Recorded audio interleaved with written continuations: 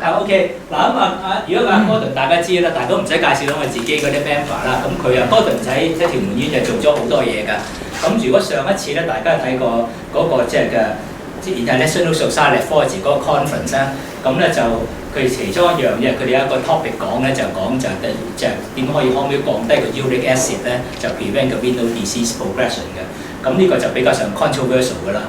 咁佢哋就 review 過好多嗰啲咁嘅control trial 嗰啲 trial 咯，咁其實最好嗰個佢哋話咧得 Gordon 嗰個啫，咁就係就 Gordon 嗰張 paper 佢哋 call 來 call 去都係 call Gordon 有張嘅啫，咁所以就好緊要下㗎。咁Gordon 就佢嗰個就好多樣嘢嘅，咁而家咧就我哋想佢今次講咧就係嗰個 ANCA associated glomerulonephritis。咁多謝，我提供介紹啫嚇。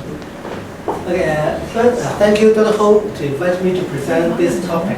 There are lots of new things that happens in the past 1 to 2 years concerning ANCA-associated vasculitis. Now we call it AAV universally because there's so many associated glomerulonephritis or those affect the lungs.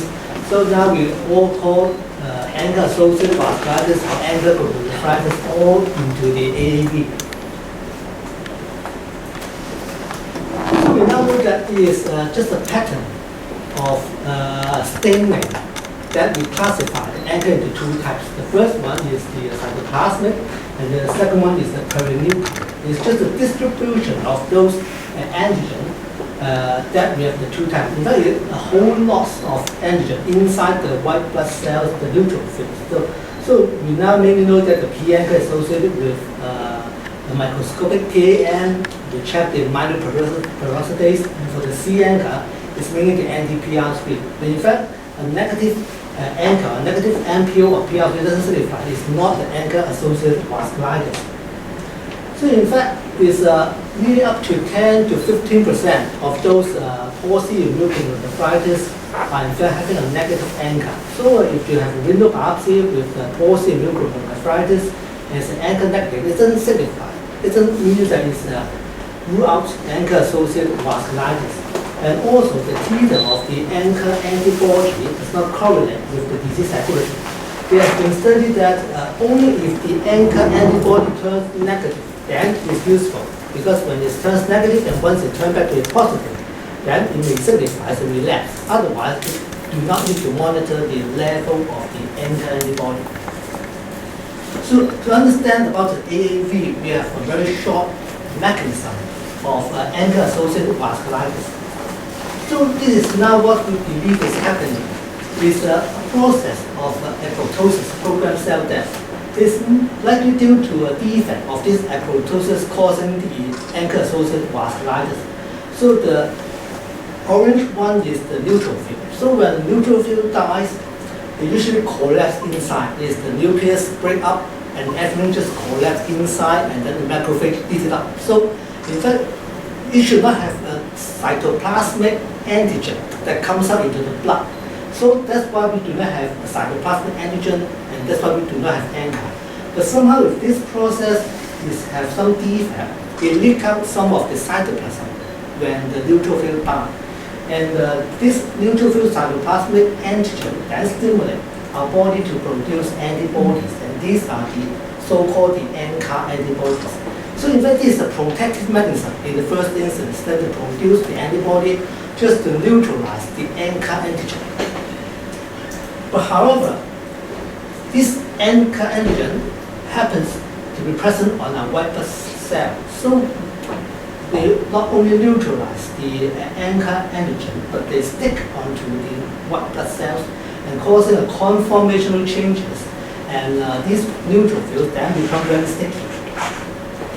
And when the white blood cell pass through small vessels, they just roll over and will not stick to the vessel wall. But if there is an ANCA antibody stick to the white blood cell, then to cause adhesions to the endothelium, especially when they pass through the very small vessels, that is our glomerulus, and also those capillaries inside our lungs. That's why ANCA vasculitis happens to have glomerulonephritis and also granuloma inside the lung, because when they go through the very small capillaries, they stick onto the endothelium and then trickle off the inflammation. So this is a very simplified model of what happens of ANCA-associated vasculitis.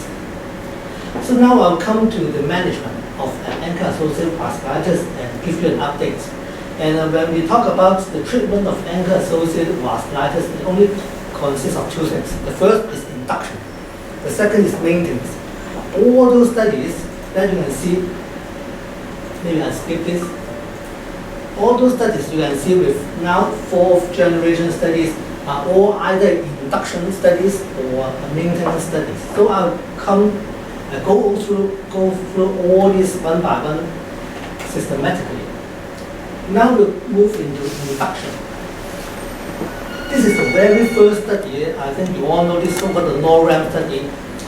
The NORAM study is published in 2005, and this study compared cyclophosphamide to methotrexate. And in the first instance, they do not know what drug they should use to induce a remission of the ANCA. So they tried methotrexate and also cyclophosphamide. And this study has found that cyclophosphamide is in fact better than methotrexate. And the remission rate is more or less the same, but if you see the relapse rate, about 18 months time, those on induced by methotrexate will have a higher relapse rate. So this is the very first study on the induction trial that proved cyclophosphamide is useful for the induction of ANCA-associated vasculitis. So this is another drug, the etanercept, that's anti-TNF. So they now know that cyclophosphamide is useful. So how about adding another drug for the induction? Is it better? So they use the etanercept together with the cyclophosphamide back in the year 2005. At that time, they do not have a plasmid. So they use an anti-TNF plus the cyclophosphamide.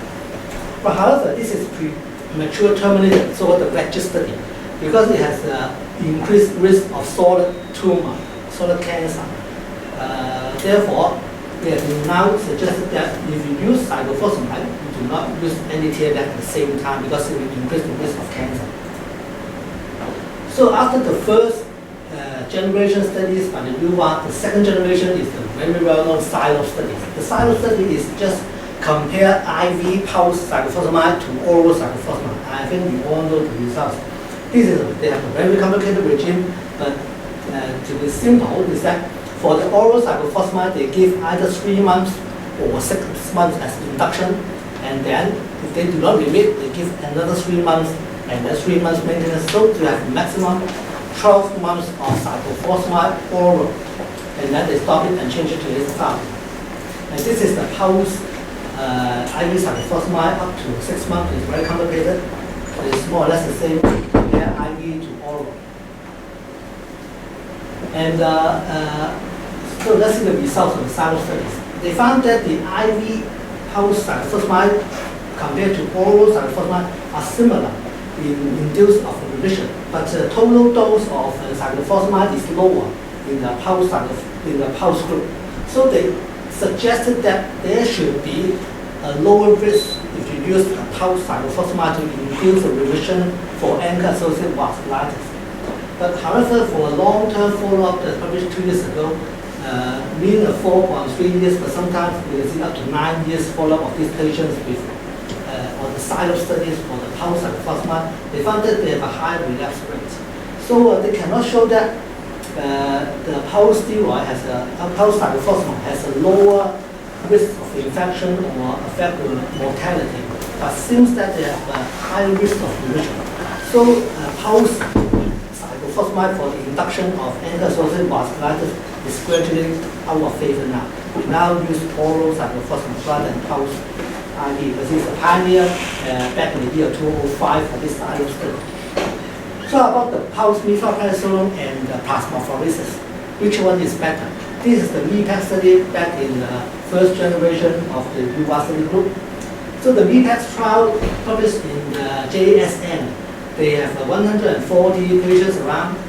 They are very poor patients with the creatinine disease more than 500. So there's already stage 5 ANCA-associated vasculitis. Both groups received cyclophosphamide and also steroid. And one group received pulse steroid, and the other group, they have done a plasmapheresis. So which one is better? You can see that for those with plasmapheresis, they have lower risk of, they have a high risk of a higher renal survival compared to those with house steroid.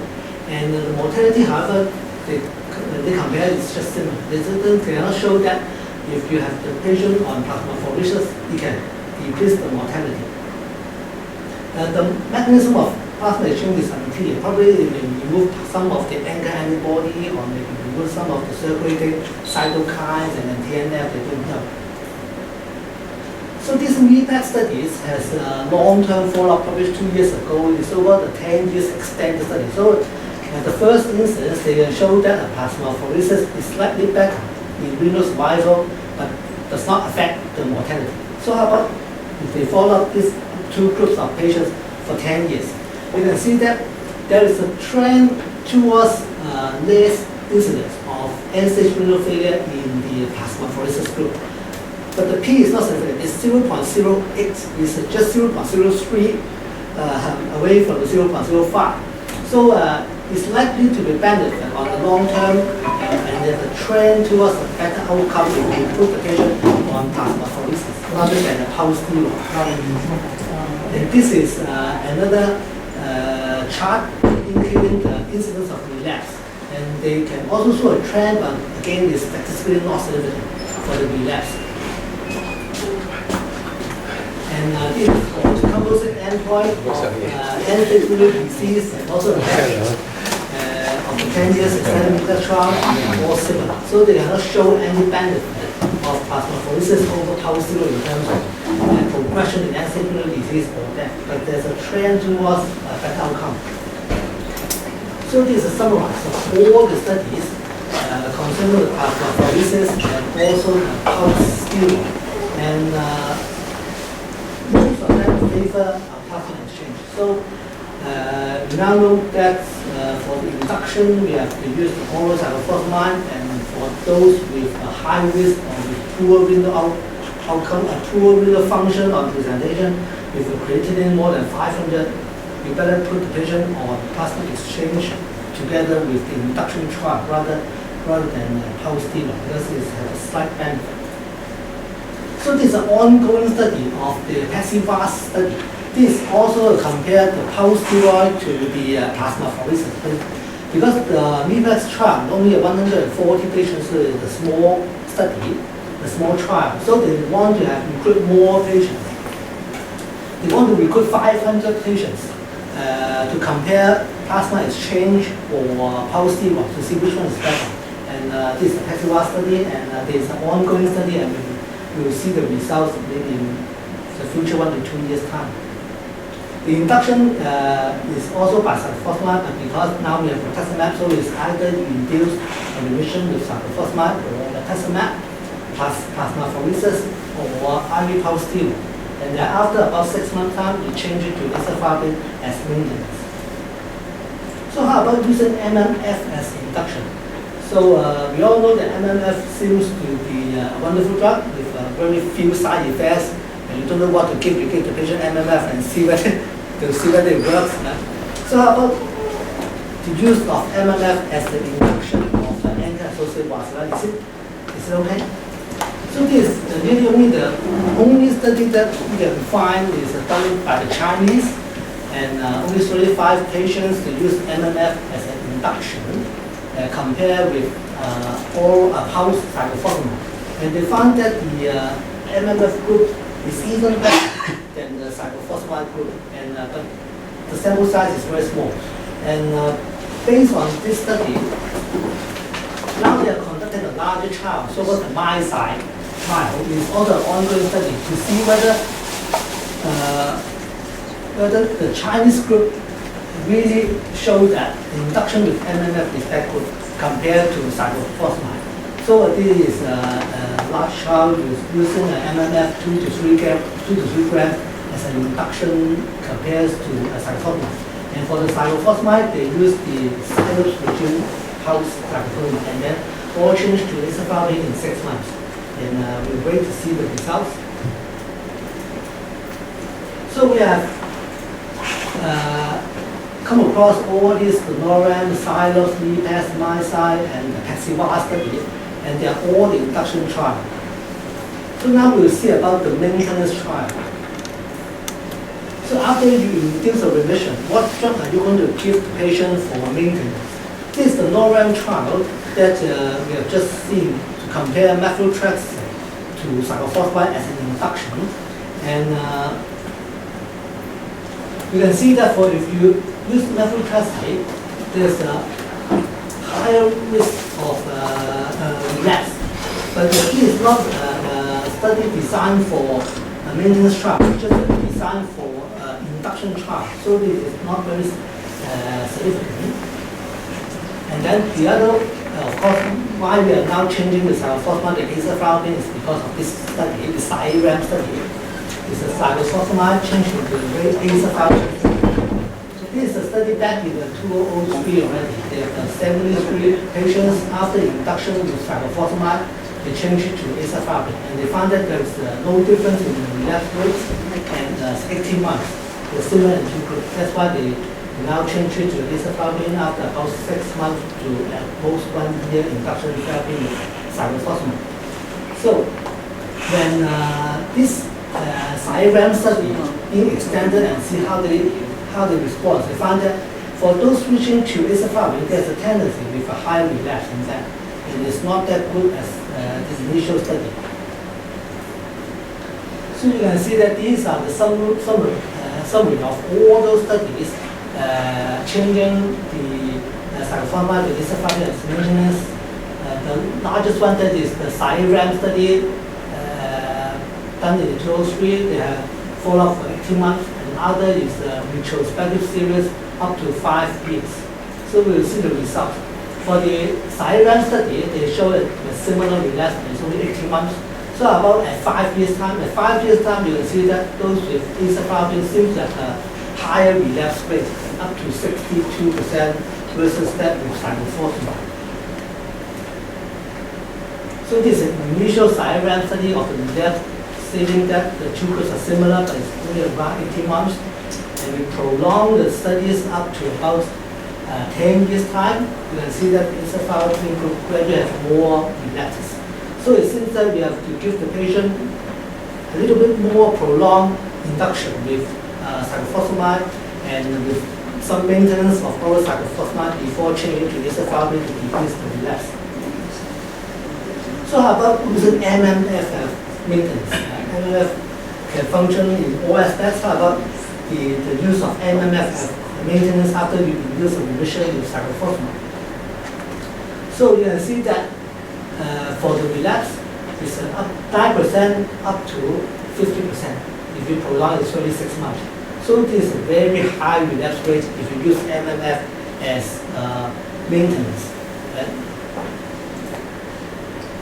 So that's why we do not use MMF as maintenance. We use either MMF as induction and then change to azacitidine, or we use cyclophosphamide as induction and then change to azacitidine. And we will not continue the MMF as maintenance because it's less useful. So this is a study published in 2010 in JAMA. It's a larger study, the improved trial concerning the use of MMF as maintenance. And they found that if you use MMF as maintenance compared to azacitidine, it has a 1.7 times a high relapse rate. So in fact, this study is also prematurely terminated because MMF group has a high relapse rate. So now we know that use of MMF in maintenance is not useful. So about the time of maintenance. When are we going to stop our azacitidine and steroid? And we now usually stop azacitidine or steroid in 18 months and sometimes prolong it to 2 years. But in fact, is it better if you prolong the use of azacitidine maybe to 3 years, 4 years? To answer this question, there is a remaining trial that is still underway of recruiting patients. They have similar induction and then followed by azacitidine. And the first group is that they withdraw the azacitidine and steroid in 2 years. And the second group, they prolong the treatment up to 4 years. And to see whether the 4 years group had a less relapse rates. And this is waiting for the results. So we have come across the SIRAM trial, the remaining trial, and improved trial. and they have all the maintenance trial. And this is also a maintenance trial that I will come across to rituximab later, so I'll talk about it a little bit later.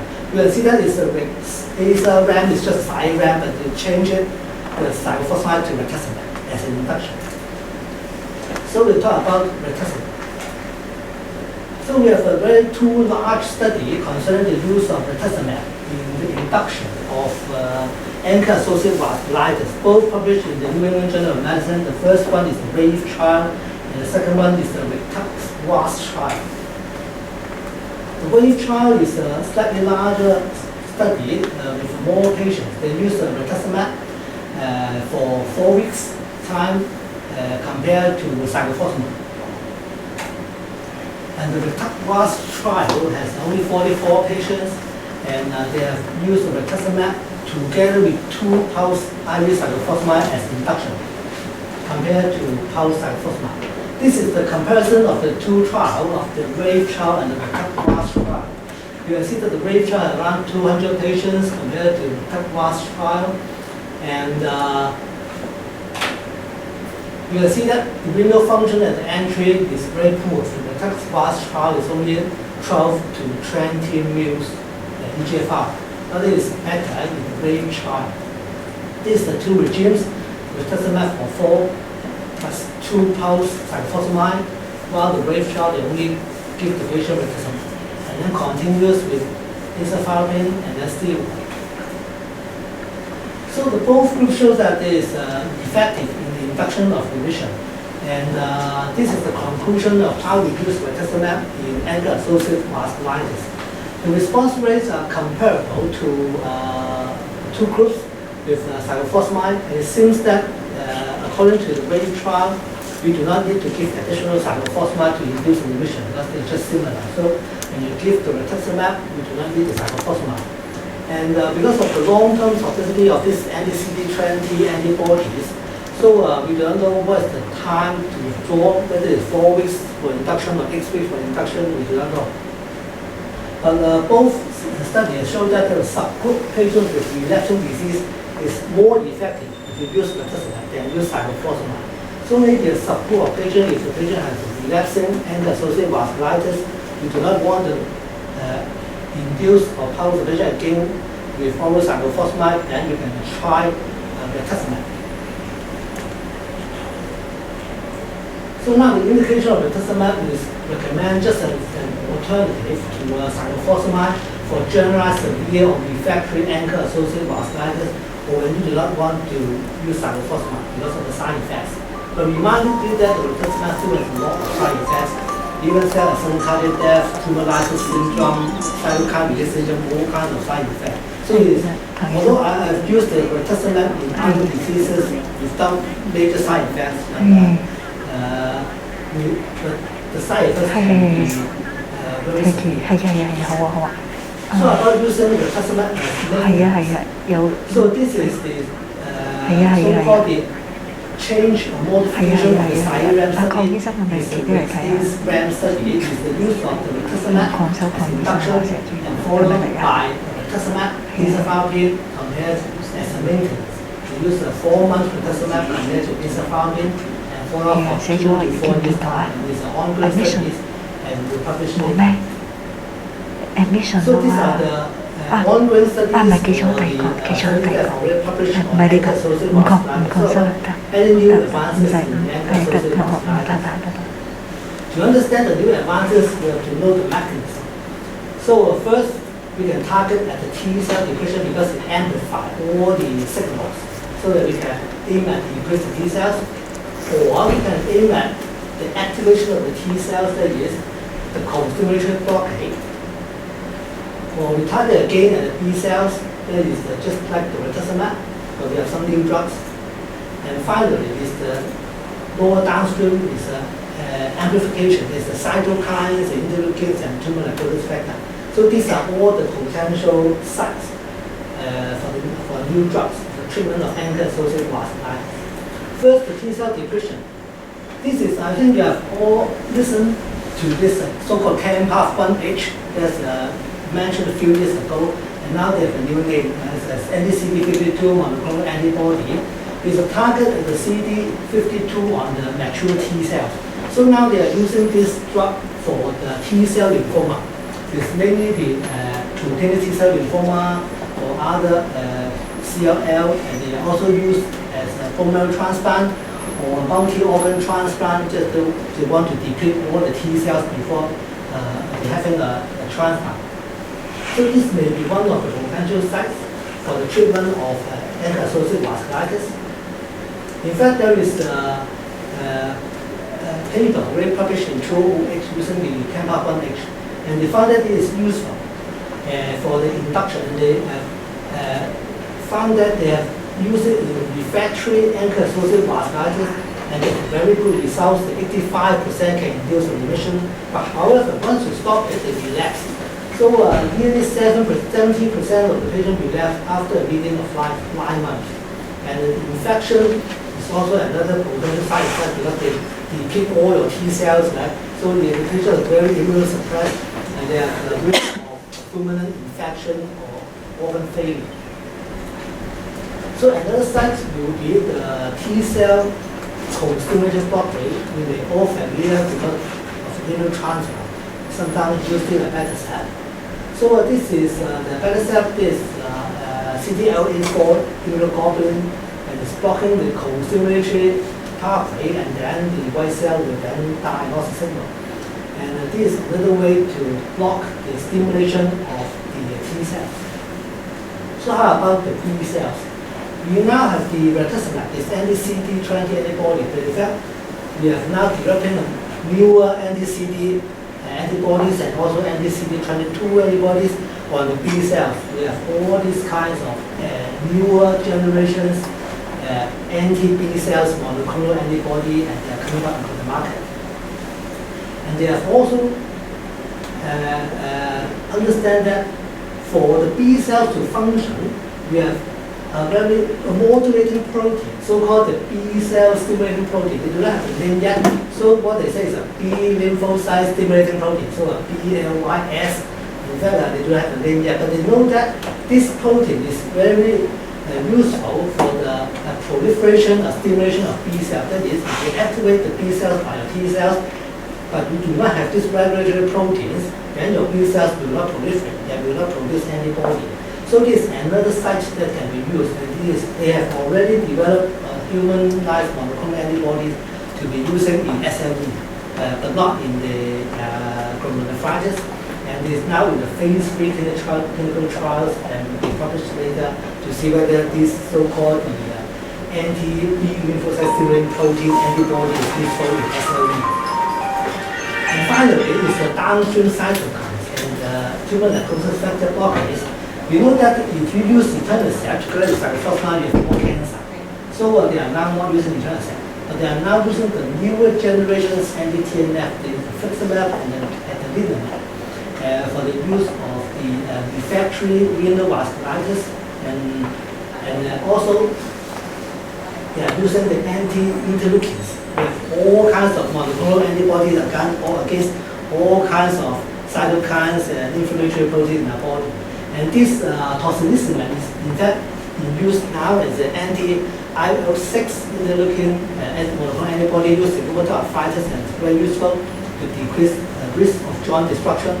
And another anti-interleukin 17 is now used in Crohn's disease and decrease inflammatory bowel. And they are both to be useful, and may be also potential sites for use in ANCA-associated vasculitis. So this ends my presentation. Thank you very much. Any question you'd like to ask? Gordon has reviewed all the literature, so that's it's better to get some experience from him. Gordon, we talk about this ANCA as just one ANCA, but you also mentioned that there are P-ANCA and C-ANCA. Any difference in the pathology or the clinical course? Say you've got a P-ANCA would be worse off than you get a C-ANCA. The mechanism of the two are in fact slightly different. Because we know that the P-ANCA will cause the microthelial and C-ANCA is likely causing the vaginal granulomatosis. There's a slightly difference because of the activation of the B cells. And for the ANCA, it's likely to have a delayed immune response. That's why they can cause a granuloma similar to that of tuberculosis. But it's not, it happens in the ANCA. But the examiners, they still don't know. They just know the slight difference of the C and the ANCA. Okay. So the treatment you give will be the same, whether it's ANCA or the C. Right. Okay. But for those with any PR3 positive, if those patients you can have PR3 positive reverting to negative, those patients will have better and less relapse. So only you still advocate a longer period of oral cytoplasmic in the induction therapy? Yes. So 3 months is not. Do you recommend 6 months or what duration do you recommend? No one knows except the length of the induction therapy. We know that 3 months is not enough. No one uses more than 12 months. So you can, some studies use 6 months, and just as the Silops, they use 3 months induction followed by 3 months maintenance. In fact, they are using 6 months. And they are maximum up to 12 months if the patient does not remit. So I believe it's between 6 months and 12 months for the induction period. But play safe, usually 6 months, I believe is enough. But the problem is using the cyclophosphamide in our patients is that the patients start with a very impaired renal function. Yes. We usually titrate with very small dose of cyclophosphamide. I think the duration will then be adjusted according to the milligram per kilo rather than the duration of the experience. I do get the experience that we usually titrate from a very, very minor dose and then later on until the renal function is slightly better and then push up a little bit higher dose cyclophosphamide. We usually, in my past experience, I usually more than a year. But then this is from very minor dose of the oral cyclophosphamide and then up to so-called the target dose of the oral cyclophosphamide. All the induction trial, they use 2 milligrams. In fact, we seldom use 2 milligrams per kilogram, even in normal renal function. So in case, most of the patients referred to us must have some renal impairment before we check the ANCA. That's why we usually use a very minute dose, sometimes only 10% of the suggested dose as induction therapy. But we seldom titrate up the dosage. We usually calculate the approximate dose and then we start the patient on cyclophosphamide to see whether the patient can tolerate and whether there's any infective complications and maintain at least for 3 months and then look into the response. If it's not responsive, then maybe prolong to 6 months. And in case we have very poor renal function or acute renal failure, first instance, we put the patient on plasmapheresis as well. But the problem with long-term cyclophosphamide is that the complication would be much bad, much worse. Yes, so we said that if you do not give the patient more than 15 grams, I believe, cumulative dose of cyclophosphamide is safe to have with less risk of cancer.